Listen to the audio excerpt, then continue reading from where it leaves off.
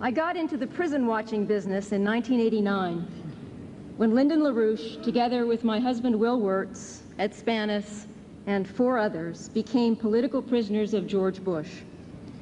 I've gotten to know American prisons from the inside since then, including my visits to those of our compatriots who are still incarcerated in Virginia: Mike Billington, Anita Gallagher, Paul Gallagher, Larry Hecht, and Don Fowle, all political prisoners of the same regime that sent Lyndon LaRouche and his co-defendants to prison in 1989. My talk today is dedicated to their freedom and the exoneration of Lyndon LaRouche.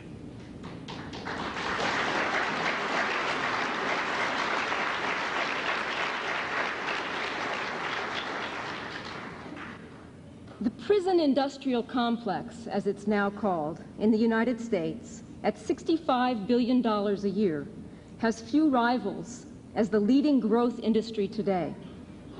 More than 1 million, in fact 1.2 million Americans are behind bars, the highest rate of incarceration in the so-called civilized world, and the largest pool of slave labor in the nation since the Civil War. Indeed, the Southern plantation slavery system is the model for the prison plantation system, as it is still called in some parts of the South. And it is no accident that black Americans are again its principal, although not its only victim. But a more recent slave labor system, the Nazi concentration camp system, such as Auschwitz, which was liberated only 50 years ago this month, are a closer model for the looting of human labor power for profit, which is behind the contract with America, now steamrolling its way through the U.S. Congress. Let's examine in the next few minutes how we got to this horrendous situation and what the enemies of this nation are planning for the American Auschwitz. First slide. That was it. Go back. Human beings are the only source of real wealth. However, since time immemorial, a battle has raged over the interpretation of this truth. On the one side, the conception of Judaism, Christianity, and Islam, that man is created in the image of the living God, has informed the development of economies and civilizations since Genesis. The nurturing of the creative impulse in the child, as we see here, develops the God-given capacity in each individual for new inventions, whose application in science and technology expands mankind's mastery over nature and increases his potential population density, as Lyndon LaRouche has developed this concept over the past 3 decades. Next slide, if you can see that. The other interpretation views man as a source of wealth, not for what he can create, but for what he can be looted from him. If you can't see it, it's a concentration camp victim from Auschwitz. This is Auschwitz. This is also Auschwitz, the golden wedding rings torn from the fingers of exterminated victims, which were later changed into money by the SS. Just 50 years ago, millions of human beings were mined for everything from their gold wedding rings to their human flesh, which was turned into lampshades after their bodies were worked to death by a slave labor system that grew up in the middle of the greatest civilization in the history of the human race, Western Europe. How this happened will never really be understood until we come to grips with why it is happening again today, right here in America. Auschwitz was a private prison. Like many Nazi concentration camps, it began as a detention center for prisoners of war and political opponents of the Nazi regime. As the number of prisoners began to grow exponentially, the camps were turned into slave labor operations, modeled on Quaker American Friends Service Committee-run work camps in pre-war Germany, whose philosophy was that hard work is the best rehabilitation. The Nazis simply said, Arbeit macht frei. Work makes you free. The official Nazi policy for Auschwitz and other camps, enunciated by Fritz Sauckel, who was hanged at Nuremberg as the head of the slave labor program, was, quote, All the inmates must be fed, sheltered, and treated in such a way as to exploit them to the highest possible extent at the lowest conceivable degree of expenditure. Sounds like Contract with America, doesn't it? Beginning in July 1940, IG Farben Company, the world's largest chemical company, set up a giant factory near the Auschwitz concentration camp in Poland. Slave laborers produced artificial rubber and oil from coal to supply Hitler's war machine with tires and motor fuel. 2.5 million slave laborers died at Auschwitz. But IG Farben wasn't just a German company. In 1925, IG Farben was merged with the Rockefellers' Standard Oil Company of New Jersey. The DuPont Company was also adopted numerous cartel arrangements with the main partners. As documented in great detail in the unauthorized biography of George Bush, which you can buy at the bookstore back there, it was George Bush's father and the Harrimans who financed the Nazis' rise to power. The same interests who are tightly allied to the British Crown are behind the conservative revolution in America today. Now let's see what the American Auschwitz is beginning to look like.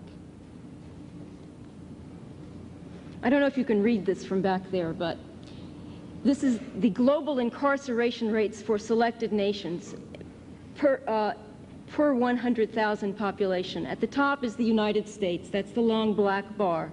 455 Americans per 100,000. Next is South Africa, before apartheid ended, at 311, and everything else is below that. Not on here is China and similar regimes which don't keep records that are reliable. The United States leads the world, or at least those parts of the world that keep reliable statistics. This graph is from 1992. In June 1994, the U.S. prison population broke through, can we have this on the left? No, that's it. In June 1994, the U.S. prison population broke through the 1 million mark. Today, nearly 1.25 million people are in our prisons and jails.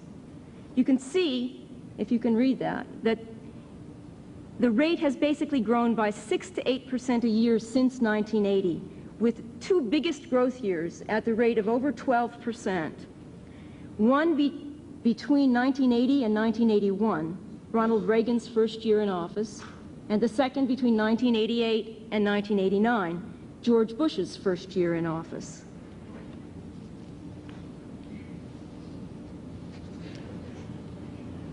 Next on your right, you will see that there is a distinct racial factor in the American Auschwitz, as there was in the German one. This graph shows the estimated incarceration rates of sentenced prisoners in state and federal prisons, 1980 to 1992. Black males and females are incarcerated at a rate more than 7 times higher than anyone else per 100,000 population. That is, if you look at the bottom on the far right, if you can't read it, I'll read it for you. 143 black females, as opposed to 20 white females, are imprisoned per 100,000. And for the black male population, 2,678 black males are incarcerated per 100,000, as opposed to 372 whites. This is 1992. It's worse now.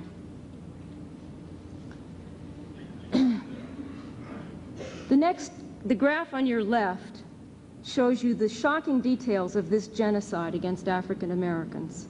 1/4 of all African American men aged 20 to 29 are either in jail, on probation, or awaiting trial.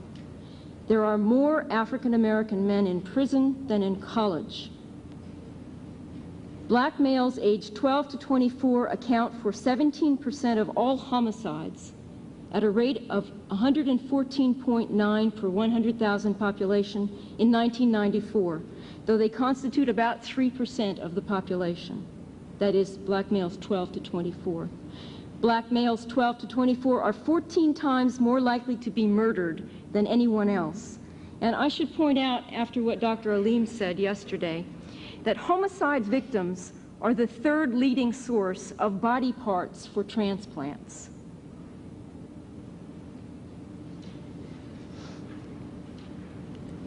What about capital punishment? Here on our right, we have a grid. That too has boomed since 1976, when the Supreme Court reinstituted the death penalty. You see that in 1972, the Supreme Court ruled it unconstitutional. That's the bottom where it's bottomed out. In 76, it reinstituted it. You can see that use of capital punishment didn't simply stay at the low level prior to its 4-year hiatus, but has grown at the same exponential rate as incarceration. This, on your left, is the title of a 1993 report put out by the House Judiciary Committee's Subcommittee on Civil and Constitutional Rights. This report lists the 48 known cases in which innocent people were sentenced to death since 1973. Fortunately, they escaped execution and we found out about them. Those were the lucky ones. I should also mention here that Dr. Jack Kevorkian, we call him Dr. Death, has proposed that death row inmates donate their organs for transplant to do one good deed before they die. Now let's move to the concentration camps themselves. On your left is a map of the United States. The model private prison, what is called the factories within walls. It was called that by Supreme Court Justice Earl Warren, who founded this concept in the modern period.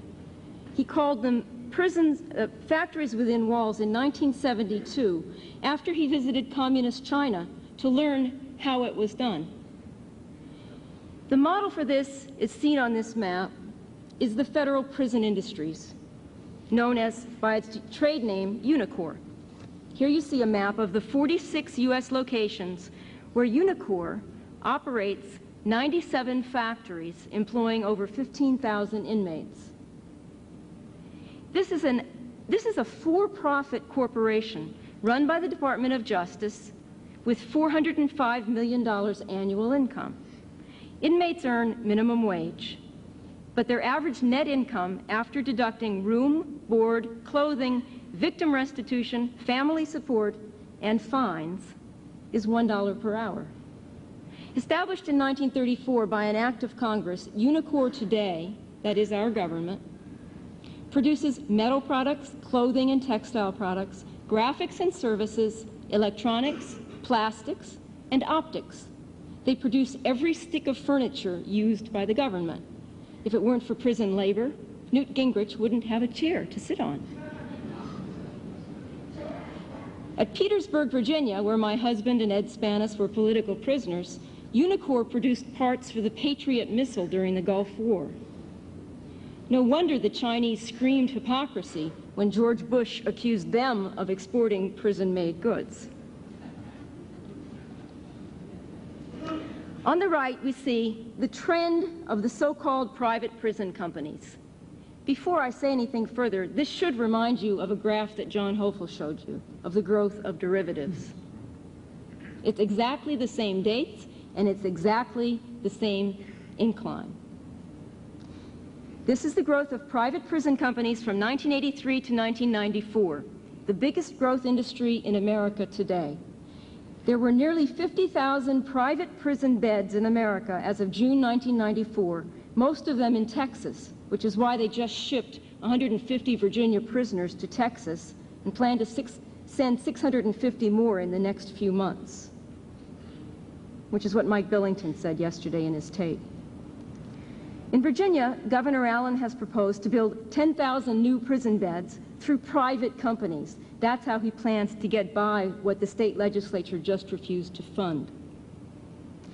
These beds are used by state and federal government. The advantage to private prisons is clear.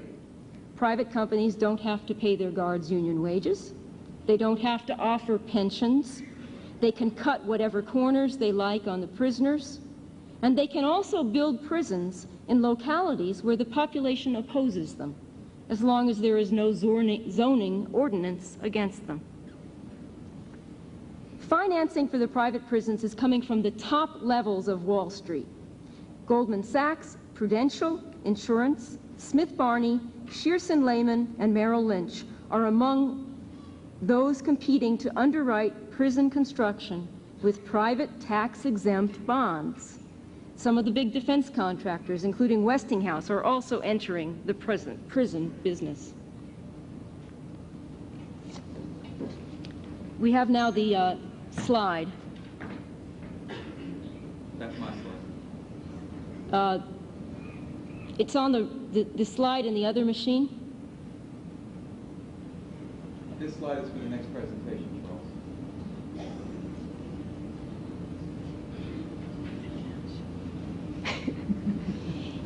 Oh, you probably can't see that. Well, I'll just describe it. This is a picture of an inmate wearing a sign, and on that sign are a picture of a devil and an angel, and the sign says something like, "Please ignore my bad side, only look at my good side." It's actually worse than that, but I don't remember the exact words. This is a promotional from the largest private prison contracting company in the country, Corrections Corporation of America. They are advertising the way they degrade inmates, forcing them to wear these signs for 3 days straight while undergoing intense group brainwashing sessions, which are designed to pacify and detoxify inmates and make them suitable for slave labor. Of course, this inmate is black.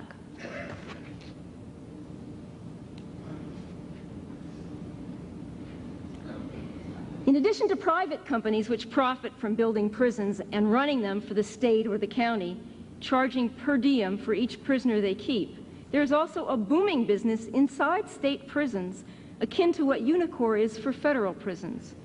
Here you see some examples of what is now being produced in privately run industries inside state prisons. Can you all read that?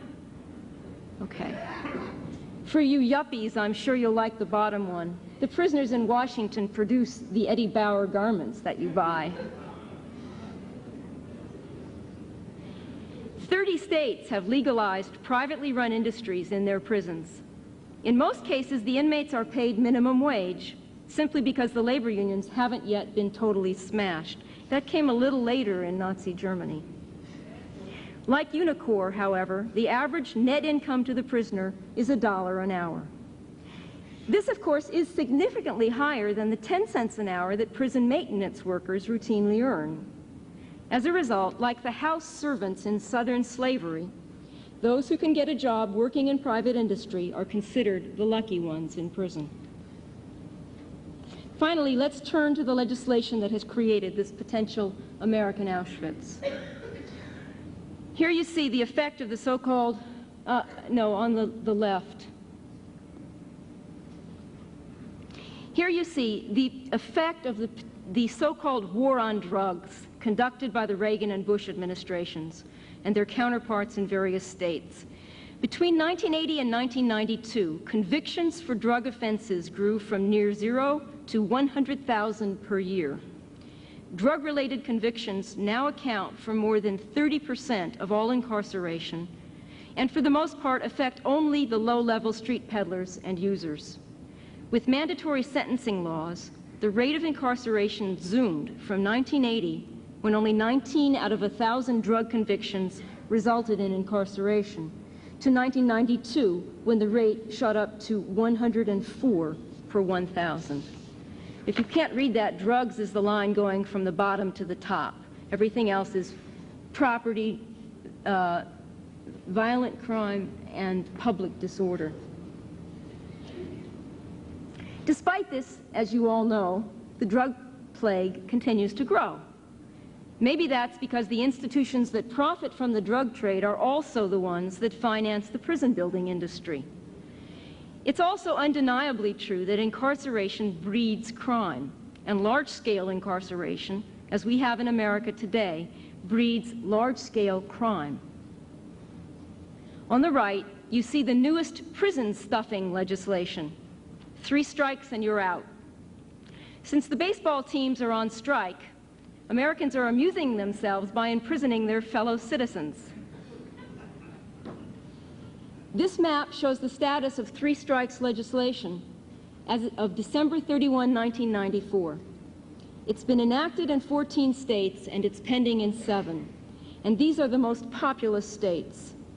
Under this legislation, anyone convicted of 3 violent felonies, of course in Georgia it's only 2, that's Gingrich's home state, goes to prison for life. And finally, here are the key provisions of the Taking Back Our Streets Act. I don't think these guys have walked on an American street in a very long time. The criminal justice part of the contract with America. This list, with some exceptions, is what just passed the U.S. House of Representatives in the last 2 weeks. It is still under debate in the Senate. Number 1, no parole, mandatory lengthier sentences. Actually, these provisions were passed at the federal level in the 1980s. They are already law. They started the revolution then. They are listed here because the contract with America wants to extend these provisions to states. The model for that is Virginia. Number 2, increased funds for prison building will be made available only to those states which eliminate parole and cut all amenities for prisoners. That, by the way, includes musical instruments. They will be outlawed under the new federal legislation. 3, it will no longer be unconstitutional to overcrowd prisons. Now, this is very important because the only way that prisons have been able to be kept at less than a sardine can level of crowding is because of federal law overriding state concerns. That will no longer be true. The only way you can stop crowding after this law goes through is that prisoners on an individual basis will have to successfully sue the federal government on the grounds that their constitutional rights personally are being violated. Number 4, limit habeas corpus appeals and reduce jury discretion. This is called the effective death penalty bill, which drastically limits appeals to the Supreme Court for those under the death penalty and reduces any jury discretion in giving the death penalty. Number 5, the exclusionary rule. The exclusionary rule precludes illegally obtained evidence from being introduced at trial. This will be eliminated, virtually. Number 6, increase victim restitution. Sounds great. Felons ought to pay in full for what they've stolen. Well, that also applies to the vast majority of felons who went into prison with no money and will have no money when they come out of prison. They will be bonded servants for the rest of their lives.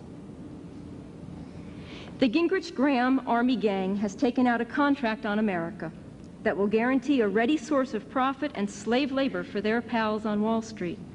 The only thing that is needed now to make this potential Auschwitz into the real thing is what led to it the last time: a global financial collapse and a population that tolerated fascism. How far we are from that, you can judge for yourself. It's up to us to stop it. Thank you.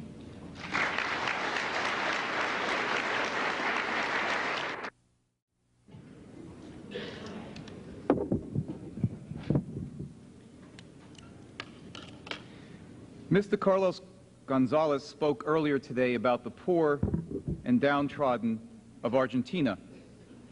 I will give a picture of this group in supposedly the richest nation on earth.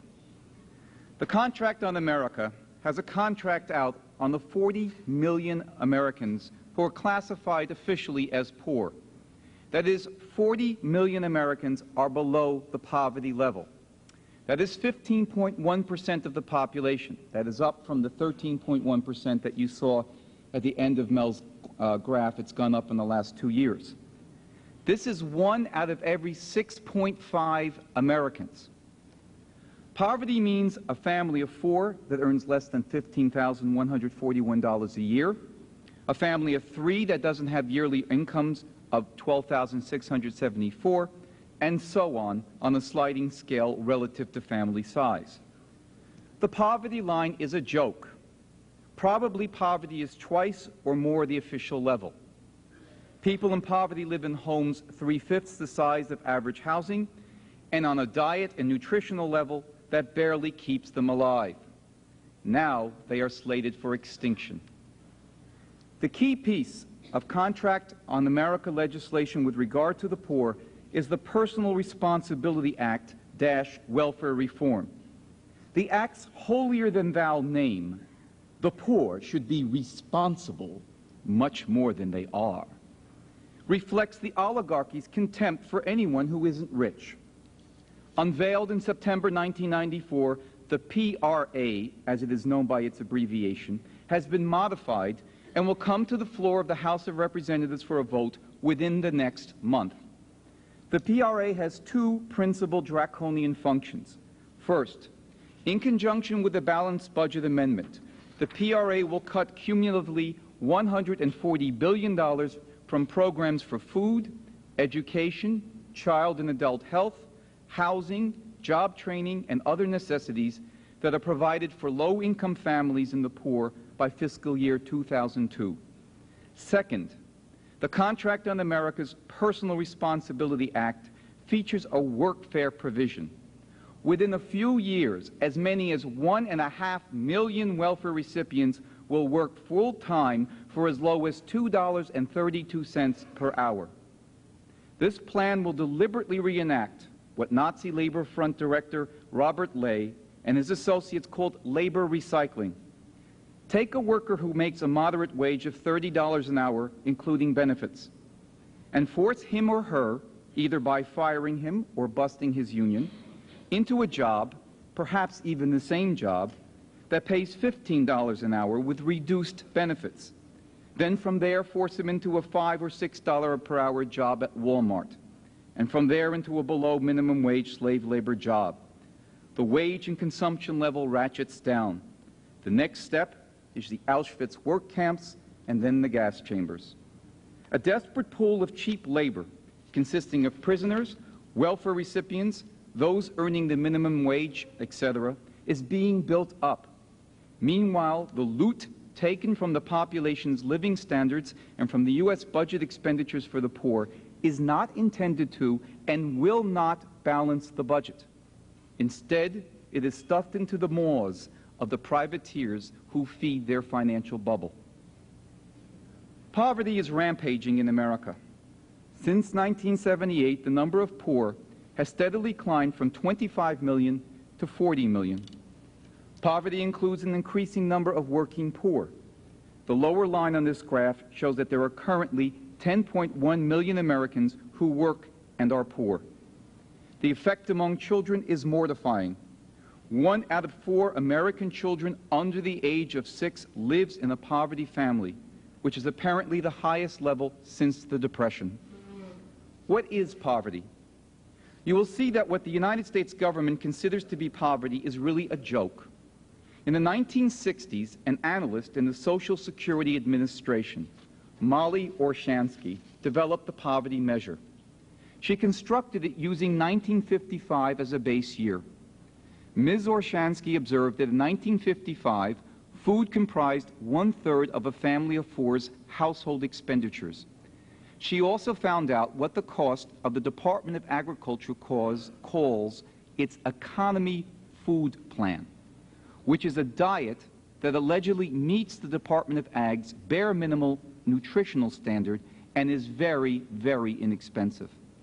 Since food was 1/3 the expense of a family budget, Ms. Orshansky calculated what the cost of an economy food plan would be for a family of 4 and multiplied by 3. This became the poverty line. Today, the Department of Agriculture's economy food plan, with a few modifications, has been replaced by the thrifty food plan. Today, the thrifty food plan costs about $850 per year for food. That is, that's what you would get under it for your year's food supply. Food is now a smaller percentage of a family budget. That works out to $16.35 for food per person per week, which is $2.33 per day and 78 cents per meal. 78 cents buys maybe a piece of cheese and a slice of bread. That is the maximum one can get from food stamps. No one can live on that food allocation. Most people could not live on that amount if it were doubled or tripled. Yet this is the standard level for the poverty line. It should be called a sub-poverty level. The official poverty level is a joke. In fact, if the government were to use a minimally accurate poverty line, one would probably find 80 million or more Americans below it. I will not attempt here to determine a poverty level, but I will give you a concept to think about. Much more essential than the poverty line is the level of income representing inputs in consumer and producer market baskets and levels of infrastructure that a family of four must have to reproduce itself at an expanded level of existence. The children of this family must have the educational and scientific qualifications to lead the economy forward when they become of working age. This is an objective, determinable level. By this critical standard, which we might call the minimal income level for durable survival, not even half of U.S. families would qualify. But by using the ludicrous example of the government's joke poverty level, one can realize how far down people defined below the official poverty level actually are. Begin cutting their benefits, and one sets into motion the process of extinction. I said there are two features of the Contract on America's Personal Responsibility Act. The first feature is a draconian policy through budget cuts that total $140 billion over 7 years. These cuts will grind up those suffering poverty so much that if they are able to survive, and in many cases that is questionable, they will be forced into desperate straits to accept whatever jobs or orders are tossed their way. Let us look at what the Personal Responsibility Act will do. In a November 1994 interview, Brian Norquist, a leader of Americans for Tax Reform, a friend and advisor to Newt Gingrich, and a weekly columnist for the British Hollinger Corporation's American Spectator magazine, stated that, quote, food stamps should and will be eliminated altogether, end quote. For Norquist and his cohorts, even 78 cents per meal is too much. He thinks it should be 0 cents per meal and get to the starvation right away. The Personal Responsibility Act will not do that immediately. It will consolidate food stamps, school lunch programs, and other food programs into block grants, and then cut the block grants by 5 to 10% the first year and by additional amounts in succeeding years. Within 5 years, there may be nothing left to cut. Many school lunch programs will close down. The PRA will cut health benefits to the low income and the poor, the last line of defense protecting their immune system. It will cut cash assistance to low-income families with children suffering from cerebral palsy and other debilitating diseases. It will start a massive cut in Medicaid, the program that provides medical care to 28.4 million below the poverty line. Medicaid may be cut by as much as 50% over the next 5 years. New York Governor Pataki, a leading modern-day conservative revolution Robespierre, announced huge cuts on the state funding portion of New York's Medicaid budget during the first week of February. Let us look at immigrants. You are undoubtedly aware that the conservative revolution's war against illegal aliens. But if the PRA becomes law, legal immigrants, either working in America on a green card or living here in a political asylum, will come under attack. They will be stricken from 60 federally funded programs that provide education, health, job training, and so forth that legal immigrants currently get. For example, the PRA will eliminate prenatal and other medical care to legal immigrants who are pregnant. If the child dies in birth, so be it. The subtitle of the Personal Responsibility Act is Welfare Reform. This is just straight-out slave labor, which will pull down the wage packet and hence the consumption level of the entire population. It is the issue of welfare that is perhaps the most emotionally charged. When quack economist Milton Friedman says we must take down the welfare state, he means many useful essential programs, including transit, hospitals, and schools. But above all, he is referring to the policy of welfare, or what is called Aid to Families with Dependent Children, abbreviated as AFDC. The attack on the unemployed who receive welfare is the most nasty and ferocious of all, and most popularized among enraged levels of the population. We have all heard the standard line, that welfare is bankrupting the government because black unemployed women choose to have 7 or 8 children. Here is what the Heritage Foundation, one of the key institutions of the conservative revolution, has to say in its report, which is called The New Member's Guide to the Issues, which is its briefing book to the 73 incoming Republican congressmen in the 104th Congress. This book is written in baby talk, in baby-sized ideas, for the new congressmen to slavishly follow. It reports trash, which are supposedly new researchers. This is from the Heritage Foundation. Quote, Professor C.R. Weingarten of the University of Toledo found that half the increase in black illegitimacy in recent decades was caused directly by the perverse incentive effects of welfare. Professors Shelley Lundberg and Robert D. Plotnick of the University of Washington found that increasing welfare benefits by roughly $200 per month per family causes a state's teenage illegitimacy birth rate to increase by 150%.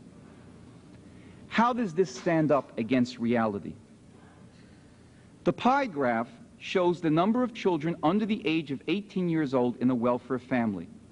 Children under 18, by the way, are the only children eligible for welfare reimbursements. Notice that 42.5% of all welfare families have one child. Another 30.2% have 2 children. As opposed to the stereotype of 7 to 8 children, the average for all welfare families is 1.9 children per family, which is the national average. But, we are told, welfare is causing several $100 billion in budget deficits yearly and bankrupting us. This graph shows the federal government's expense in benefits in AFDC welfare. In fiscal year 1994, payments to AFDC were $12.5 billion. That's the red amount that you can barely see at the bottom. Now the graphic shows the gross interest on the federal debt, which in fiscal year 1994 was $339 billion. So gross interest on the debt is 27 times the payments to welfare. Perhaps the British oligarchy manipulated conservative revolutionists accidentally missed something. Or maybe they could only find the payments for AFDC, but were unable to find the interest on the debt, which cannot be cut by law. Or perhaps they focused your rage onto a target, so that the real target would be protected. And that's crucial. If you succumbed mentally to this crass racist setup, then you succumb to the view that welfare women are no longer human beings. They are expendable and shouldn't be maintained. You have bought into the view that life is cheap. Once you accept the premise, then Nazi labor recycling is possible. Let's look at the labor recycling. The Personal Responsibility Act requires that welfare women work full-time. Over the next 3 years, 200,000 will be made to work full-time. By the year 2001, 1.5 million will have to work. But in what type of job? Over the last few months, Mississippi's Republican Governor Kirk Fordyce has introduced a work requirement for women on aid to families with dependent children, which could be the wave of the future. In a pilot project in 5 Mississippi counties, the women are paid the minimum wage in sweatshop industries, in which the state turns their welfare check and food stamp benefits over to the employer, comprising less than $3 out of the $4.25 that the employer pays the women. The employer thus pays the worker only $1.25 per hour of his own money. If the women refuse speed up or any feature of the job, they are fired and lose not only their AFDC payments, but also food stamps. Massachusetts notorious Governor William Weld announced he will implement a variation on this theme.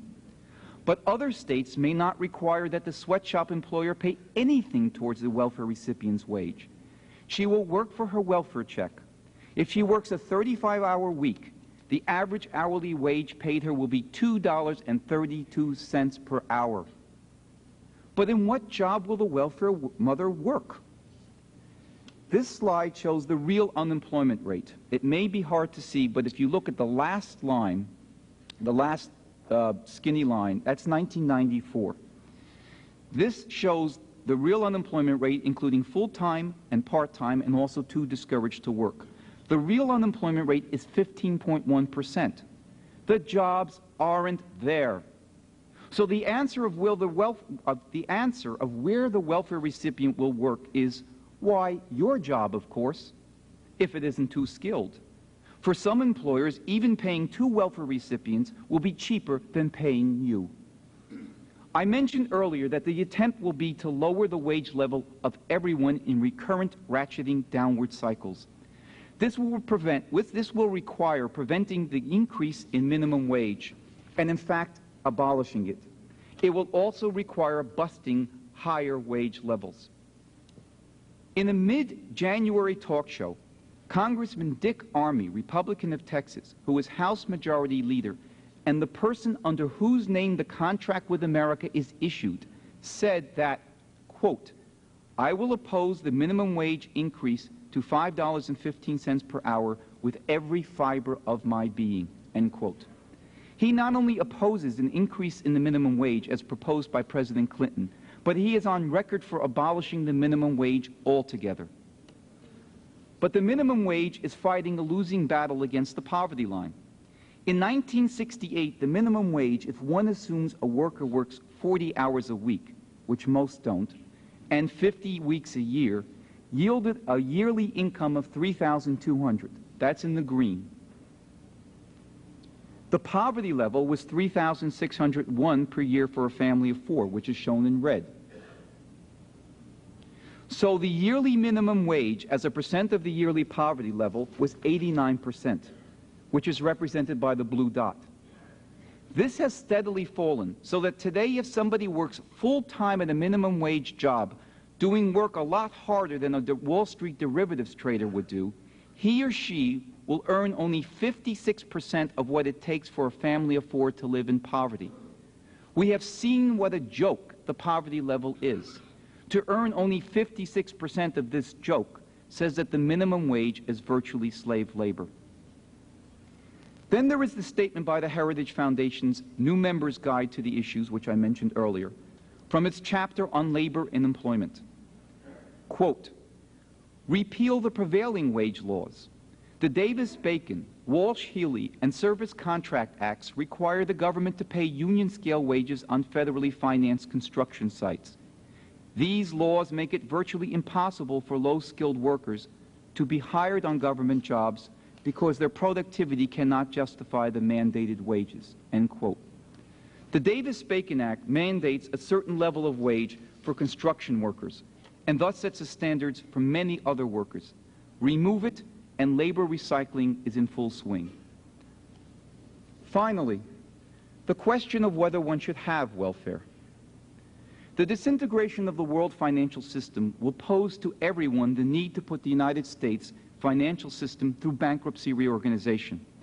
If people have the courage to follow what Lyndon LaRouche has proposed, which is nationalizing the Federal Reserve and issuing plentiful credits to restart the economy, creating 3 million new jobs in infrastructure and 3 million new jobs in manufacturing and other productive industries, then we can solve the welfare question under those conditions.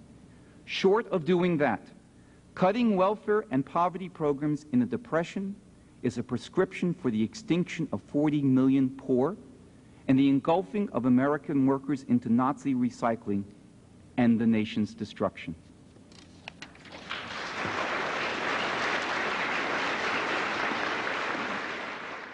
This is it. Go back. Human beings are the only source of real wealth. However, since time immemorial, a battle has raged over the interpretation of this truth. On the one side, the conception of Judaism, Christianity, and Islam, that man is created in the image of the living God, has informed the development of economies and civilizations since Genesis. The nurturing of the creative impulse in the child, as we see here, develops the God-given capacity in each individual for new inventions, whose application in science and technology expands mankind's mastery over nature and increases his potential population density, as Lyndon LaRouche has developed this concept over the past 3 decades. Next slide, if you can see that.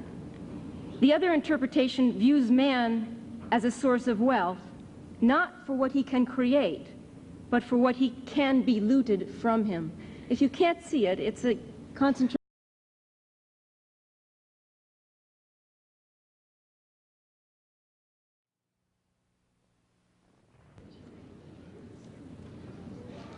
I got into the prison watching business in 1989.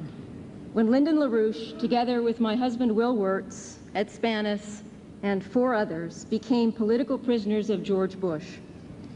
I've gotten to know American prisons from the inside since then, including my visits to those of our compatriots who are still incarcerated in Virginia: Mike Billington, Anita Gallagher, Paul Gallagher, Larry Hecht, and Don Fowle. All political prisoners of the same regime that sent Lyndon LaRouche and his co-defendants to prison in 1989.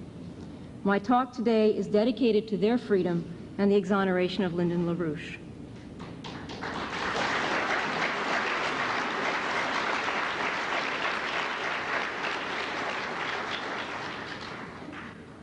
The prison industrial complex, as it's now called, in the United States, at $65 billion a year, has fewer American Friends Service Committee-run work camps in pre-war Germany, whose philosophy was that hard work is the best rehabilitation.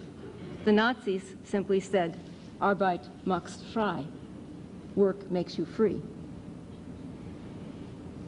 The official Nazi policy for Auschwitz and other camps, enunciated by Fritz Sauckel, who was hanged at Nuremberg as the head of the slave labor program, was, quote, all the inmates must be fed, sheltered, and treated in such a way as to exploit them to the highest possible extent at the lowest conceivable degree of expenditure. Sounds like Contract with America, doesn't it? Beginning in July 1940, IG Farben Company, the world's largest chemical company, set up a giant factory near the Auschwitz concentration camp in Poland. Slave laborers produced artificial rubber and oil from coal to supply Hitler's war machine with tires and motor fuel. 2.5 million slave rivals as the leading growth industry today. More than 1 million, in fact 1.2 million Americans are behind bars, the highest rate of incarceration in the so-called civilized world, and the largest pool of slave labor in the nation since the Civil War. Indeed, the Southern plantation slavery system is the model for the prison plantation system, as it is still called in some parts of the South. And it is no accident that black Americans are again its principal, although not its only victim. But a more recent slave labor system, the Nazi concentration camp system, such as Auschwitz, which was liberated only 50 years ago this month, are a closer model for the looting of human labor power for profit, which is behind the Contract with America, now steamrolling its way through the U.S. Congress. Let's examine in the next few minutes how we got to this horrendous situation and what the enemies of this nation are planning for the American Auschwitz. First slide. That ration camp victim from Auschwitz. This is Auschwitz. This is also Auschwitz, the golden wedding rings torn from the fingers of exterminated victims, which were later changed into money by the SS. Just 50 years ago, millions of human beings were mined for everything from their gold wedding rings to their human flesh, which was turned into lampshades after their bodies were worked to death by a slave labor system that grew up in the middle of the greatest civilization in the history of the human race, Western Europe.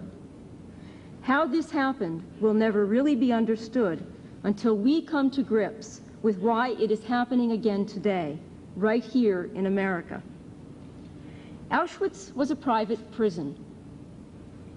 Like many Nazi concentration camps, it began as a detention center for prisoners of war and political opponents of the Nazi regime. As the number of prisoners began to grow exponentially, the camps were turned into slave labor operations modeled on